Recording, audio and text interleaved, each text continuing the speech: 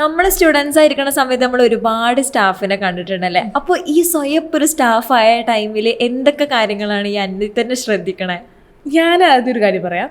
പണ്ട് തൊട്ട് പറയും, ഈ ഗവൺമെന്റ് കോളേജിലെ അല്ലെങ്കിൽ ഗവൺമെന്റ് ഹോസ്പിറ്റൽസിലെ നഴ്സുമാരൊക്കെ ഭയങ്കര സാധനങ്ങളാണ് പൊതുവെ പറയാറുണ്ട്. പക്ഷേ ആക്ച്വലി അങ്ങനെയല്ല. അത് സത്യം പറഞ്ഞാൽ നമ്മുടെ ഈ പേഷ്യൻ്റ് റേഷ്യോ കാരണം നമുക്ക് എത്തിപ്പെടാൻ പറ്റില്ല എല്ലാവരിലേക്കും. അതുകൊണ്ട് മാത്രം സ്റ്റാഫിന് വന്നൊരു വ്യത്യാസമാണ് എനിക്ക് മനസ്സിലായി. അപ്പം ഞാനിപ്പം ചെയ്യുന്നൊരു കാര്യം എന്ന് വെച്ചാൽ, എത്രയൊക്കെ ഒരു വിഷമോ എനിക്ക് ചെയ്യാൻ പറ്റില്ല എന്ന് തോന്നിയാൽ ആ ദേഷ്യമൊന്നും പേഷ്യൻസിന് പുറത്ത് കാണിക്കില്ല എന്നൊരു കാര്യം ഞാൻ തീരുമാനിച്ചിട്ടുണ്ട്. പിന്നെ പറ്റുന്ന പോലെയൊക്കെ നമ്മുടെ പിന്നെ ഞാൻ പൊതുവെ കാണുന്നൊരു കാര്യമാണ്, നമ്മൾ സെൽഫ് സേഫ്റ്റി, നമ്മുടെ സ്വന്തം സേഫ്റ്റി, നമ്മുടെ സ്വന്തം ഹെൽത്ത് നോക്കാണ്ട് നമ്മൾ ചെയ്ത് കഴിഞ്ഞാൽ നമുക്ക് അധികം നാൾ ഓടാൻ പറ്റില്ല. അപ്പം ഞാനിപ്പോൾ നന്നായിട്ട് ഹൈഡ്രേറ്റ് ചെയ്യാനും നല്ലപോലെ ഫുഡ് കഴിക്കാനും അത്യാവശ്യം ബോഡി മെക്കാനിക്സ് ഒക്കെ മെയിൻറ്റെയിൻ ചെയ്യാനൊക്കെ നോക്കാറുണ്ട്. കാരണം നല്ലപോലെ നോക്കിയില്ലെങ്കിൽ വേഗം തന്നെ നമ്മുടെ കാര്യങ്ങളൊക്കെ തീരുമാനമാകും. അപ്പോൾ അതാണ് ഞാൻ സ്റ്റാഫായി കയറി വേറെ നോക്കിയത്. പിന്നെ എല്ലാ സ്റ്റാഫുമായിട്ട് നല്ല രീതിയിൽ ബോണ്ട് മെയിൻറ്റെയിൻ ചെയ്യാം.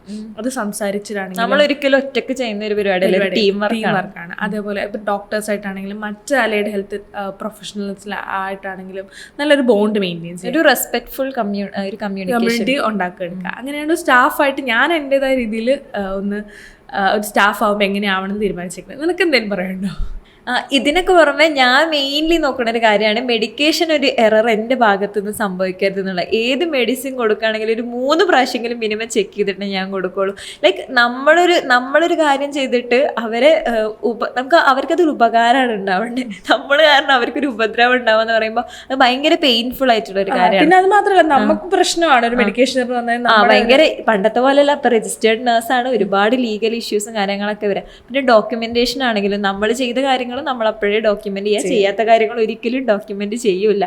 പിന്നെ ഞാൻ ശ്രദ്ധിക്കുന്ന ഒരു കാര്യം മെയിനായിട്ട് ബൈസ്റ്റാൻഡേഴ്സിനായിട്ടുള്ള കമ്മ്യൂണിക്കേഷനാണ്. ആൻഡ് എപ്പോഴും ഒരു സേഫ് ആയിട്ടുള്ള ഒരു വർക്ക് സ്പേസ് വേണമെങ്കിൽ ബൈസ്റ്റാൻഡേഴ്സിൻ്റെയും കൂടെ ഇൻവോൾവ്മെന്റ് ഉണ്ട്.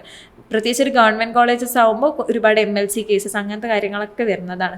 അപ്പം ബൈസ്റ്റാൻഡേഴ്സിനോട് നമ്മൾ നല്ല രീതിയിൽ കമ്മ്യൂണിക്കേറ്റ് ചെയ്യുന്ന കാര്യങ്ങളൊക്കെ ചെയ്തിട്ടുണ്ടെങ്കിൽ നമ്മുടെ ഒരു എന്തെങ്കിലും ഇഷ്യൂസ് വരികയാണെങ്കിൽ ഓഫ് കോഴ്സ് അവർ നമ്മൾ കൂടെ തന്നെ നിൽക്കും.